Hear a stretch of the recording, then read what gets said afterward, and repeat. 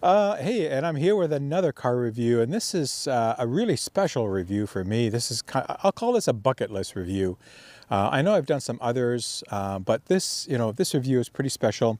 It's a 2023/2024 because it's the same for 2024 model year.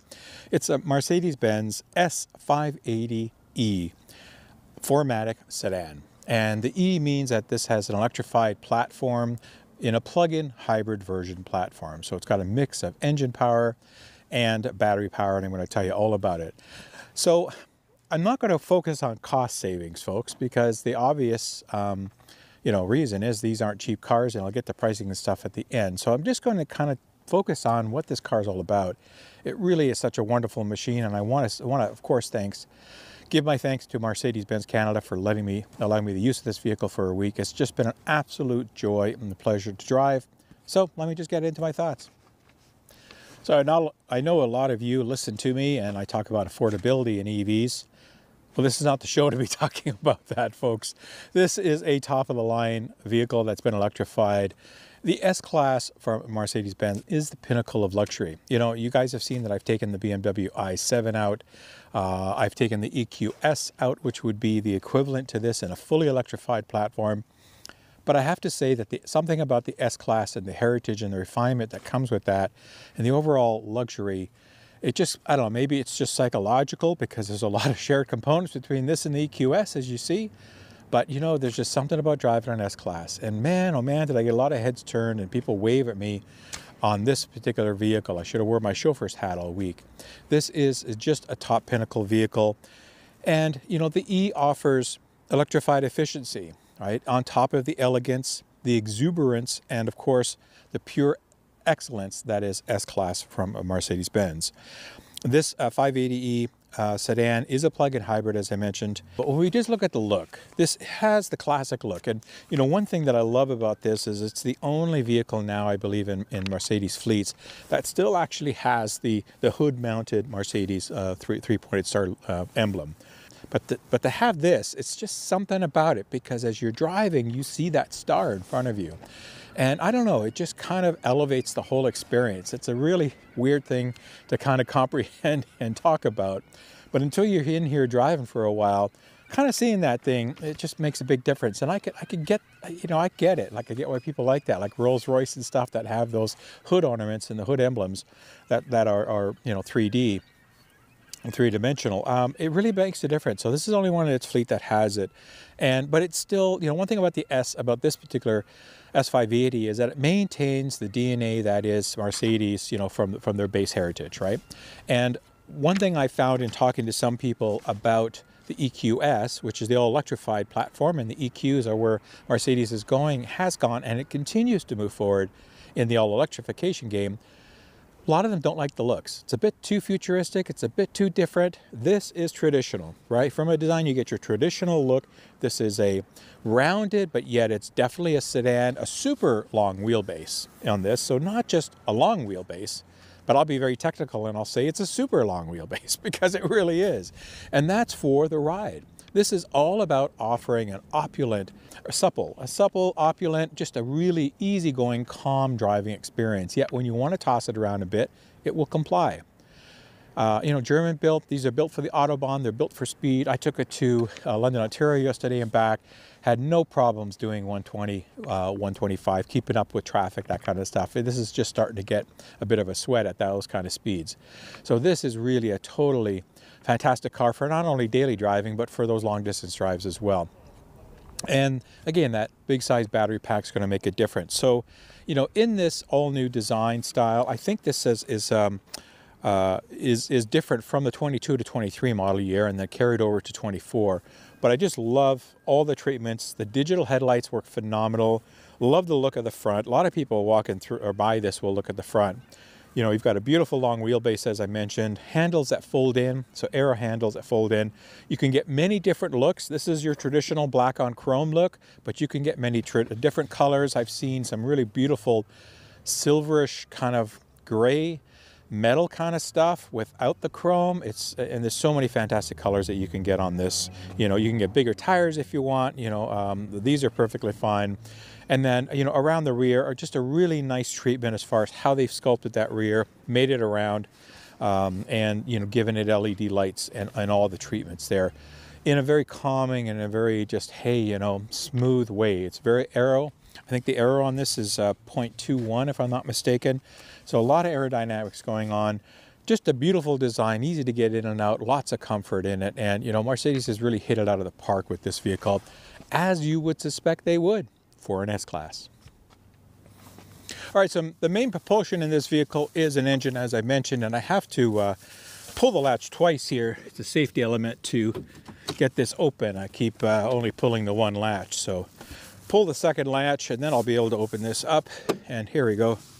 So it opens up to it's a 3-liter turbo engine with plug-in hybrid technology, as I mentioned. It's a really quiet and smooth engine, I have to mention.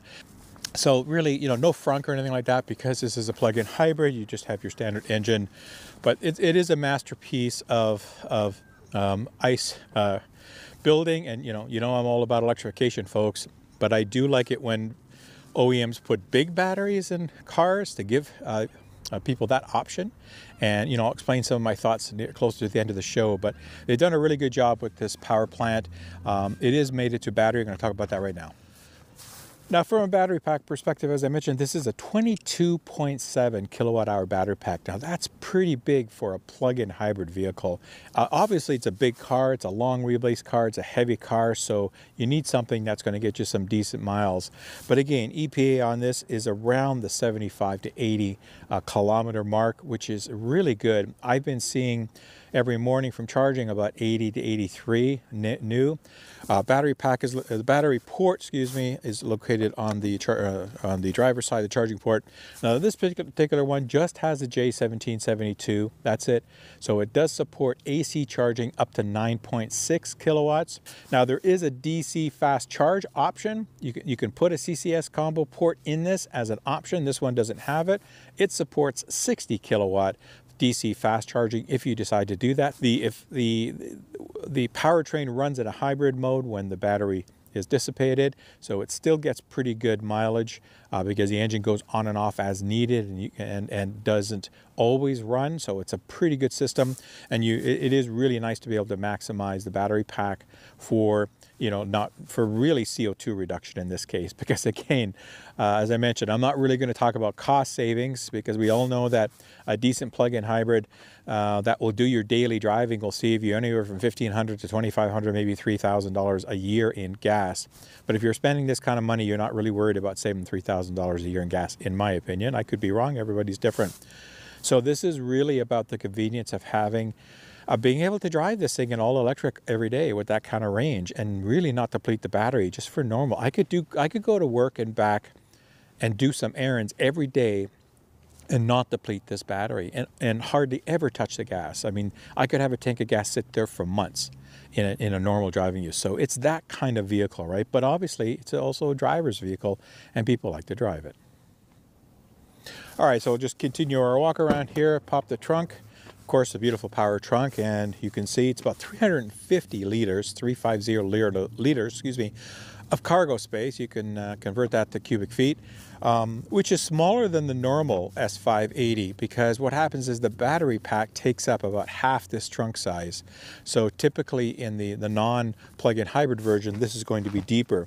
Right now it's pretty level, maybe about an inch drop from this lift here, whereas in the non-electrified version, I can put probably a hand 6 inches, maybe 8 inches of depth here, so you get more depth in the same kind of volume. But you know, all right, before I show you the interior, I'll get into the back seat. One thing is this has, I have the key fob in my pocket here, it has these slide handles, so you just kind of slide your hands around, you see they pop open, so really nice. Wide doors, so you do got to be careful if you're in tighter parking spots because these are pretty long doors. Again, it is a long vehicle, right? Made for lots of ample leg room and headroom in these vehicles for putting people in. But just a beautiful vehicle. Now this does have some upgraded interiors, which I'm not going to go through everything on here, but I mean, this is just really, This is like flying business class, but on wheels. It's just a beautiful environment to be in. The seats are fully adjustable. These have massage, heated, cooling. You've got some privacy screens here that are up, ventilation controls. You have this tablet that comes out from the middle console that lets you control the massage, the heat, all that kind of stuff. Probably has some entertainment on it. I don't know. It's embedded into the middle console here. Cup holders. This is just, I mean, I've got the seat where I have it, and I've got literally almost 3/5 of space. It's just unheard of roominess in this kind of vehicle. I don't think this vehicle has the options where the legs come up. There's another option, so almost like a lounge chair. But I tell you, you don't need it. These seats are just super comfortable, especially when you adjust them all to your liking and put the massage or heating on. It's just a beautiful experience to be in. It does have a dual panel roof here, so one for the front, one for the rear. Just ultimate. It will fit 5 people. The armrest goes up, will fit 5, but just a beautiful environment, but easy to get in and out and lovely to sit in. All right, just showing you the interior here. And again, this is very familiar technology across the EQ and the higher end Mercedes-Benz products, right? You'll see the same controls. You look at the EQS SUV, EQE, I believe, EQE SUV, you're going to see a lot of these similar buttons and controls, steering wheel, all that kind of stuff. So this is just a really nice layout of the MBUX version. The EQS has the option where you have the 3 screens, you have a center, and then it's all that one piece of glass dash broken up into 2 more screens. You can downgrade that to what they call, the smaller MBUX version, which is this. You have more of a tablet size kind of display here, matched with your driver's binnacle to give you all the information and settings that you need. You can change lots of stuff. I'm not going to go through the menus here and stuff. There's a very comprehensive elements. Your ADAS, your driving controls are here for setting your adaptive cruise, spacing, all that kind of stuff. And then you have some of your entertainment and media controls. The assistant type of role is here, and different buttons you can program a favorite button as well to do certain tasks. Very clean, crisp. You have options to change these interiors on here as well. Just clear the messages. So if I go to here, you have an option. Again, you can change it just like some of the other options, some of the other brands that we've seen. And when you change it here, also changes it on the display. So it kind of gives you some more funky looks. I liked the one that we had before. So I'm going back to classic, and that's that. So lots of different views. Again, I'm not going to go into a lot. You can even change the order of these icons here. You can move things around. So if you want your radio, I have my radio as a favorite, that kind of stuff. Soft touch climate controls. I'm not a huge fan of them. However, these ones work extremely well. Easy to get to. Climate menus, easy to pop up. And once you set it, it's pretty straightforward. Really, really nice. Your engine stop stocks. Also has plus and minus. This has nothing to do with regeneration. Actually, it does have regeneration. If you put it in auto minus, that gives you the hardest regeneration, which isn't really that hard. It's probably like a level 2, I guess, or a level 1 of regen. So you can recoup some power back when you're in that mode. And then, of course, a nice transmission. Very similar environments here. My empty coffee cup, which I have to dispose of, but nice hidden compartments that you can put stuff away in. Your iPhone goes way down here. There's a charging pad. I like that because it gets it out of the way and gets it away from your attention, and charges it. And that's kind of what we have to do today, folks, is we have to drop these devices and focus on driving while we're doing that. What else can I say about this system? Everything is nice and reachable in here. One cup holder. The other one's a little kind of weird. Good size. Again, cabinet with some more USB plugs. So lots of USB plugs. A couple here, but a couple in here that you can use. This one has a heated seats, as I mentioned, and cooling, which means that it not only heats the seats when you push that on, but also heats the armrest, and it heats the center here as well. Puts you in this, saw one reviewer mention this heat bubble, heat cocoon, and it really does give you that sensation. So it's really nice. You've got your mirror here, you got your controls for your lights, and then your nice moonroof. This is an fully opening sunroof here, and then shades that roller shades that close it. And again, a nice experience for the passenger. No screen here. You don't need one. Nice big deep glove box. There's a couple of layers to that. Lots of books and manuals in there. The Burmeister sound system is awesome. I've been playing with it in kind of like 3D surround sound mode. It's just awesome. It's probably one of the best out there. It's just super, super nice, but you're paying for it. So What else can I say about this interior? It's opulent. It's just a really beautiful interior to spend some time in, to driving in, a very smooth ride. Absolutely love it. One negative, if there is any negative, I'll say on this, and it might not be showing up on the video, but you do get some reflection from this chrome venting system here. I kind of wish they would blacken that out instead of making it chrome. It's not a big deal because it ends up being about here up on the screen. If I look at it from my eye height here, if I move the camera, this is kind of where I see it. Not sure if it's coming out on camera because it's pretty light. So it's up and away from some of the traffic, but it could be distracting to some. So that's about the only probably negative I was able to find on this. There is a HUD. I turned it off. I'm not really one of a HUD fan, to be honest with you. I did turn it off, and but that's probably the only thing. And somebody else mentioned that to me about, oh, how's the middle vents, the chrome, and yeah, you can see some reflection, but it certainly doesn't impede driving. All right, let's go for a quick drive here, and I'll share some of my thoughts and some more information as well about this vehicle. I mean, as I mentioned in this recording, this is just a fantastic vehicle, right? When you're up at these higher end products that are well over $100,000 for price points, you're going to expect a very pleasant, a very capable, and a very comfortable driving experience. And this certainly lives up to it. It's just been an absolute joy to drive around all week. Just a lovely, in me, I'm getting older. I don't really want the fast. I don't want to go-kart drive. I don't want to be tracking vehicles, any of that stuff. I just want a comfortable driving experience that's safe. And this just really overwhelms people in that aspect with what it offers here from those perspectives. The suspension, the adaptive air suspension works wonderfully. I've been telling people that I've been gliding along this week. Kind of the best way to describe it is, but not in a sense that I don't feel, the traction. I don't feel the road. I don't feel where I'm going. I don't have the ability to steer, the ability to keep the vehicle in control, like you'd be sliding on ice or something. Simply put, just such a comfort level where it really is an effortless driving experience. And this particular car has the rear wheel steer option. This has a 4.5-degree steer. So as you've seen on some of the other EQ products and some of the other vendors' OEM products, that they are for longer wheelbase vehicles and SUVs, they're adapting it.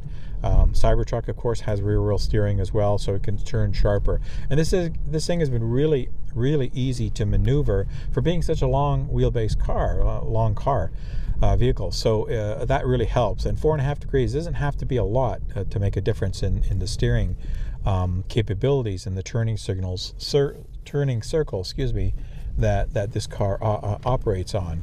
So it's just been fantastic from that, and super quiet, as you can hear. I mean, I'm just going around my neighborhood as I'm doing this to nice and calm. But even on the highway, we went through some wind yesterday. Very quiet. Had the radio pleasant, the music going. Everybody just in nice, comfortable seats. It's just a beautiful experience. It really is like business class in driving, right? And then when you get to this pinnacle level of vehicle and price point, that's what you expect.